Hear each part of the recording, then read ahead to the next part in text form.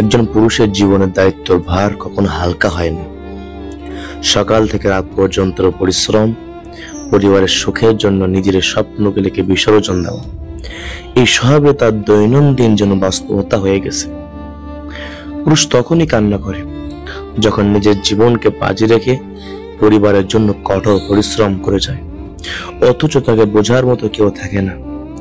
শেষবারের মতো আরেকটু চেষ্টা করে দেখে, কারণ পৃথিবীতে এই চিন্তাটাই অনেক সফল মানুষের জন্ম দিয়েছে। পুরুষের কান্না সবসময় নীরব হয় বলেই না বুঝতে পারে পরিবারের মানুষ, না বুঝতে পারে প্রিয় মানুষ।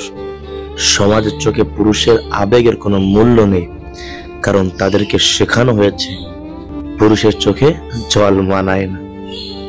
পুরুষ মানুষের জীবনে সুখ বলতে কোনো শব্দ আজ অব্দি নেই, থাকবে না।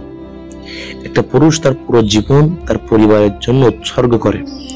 নিজের সুখ বলতে পুরুষের জন্য কিছুই নেই।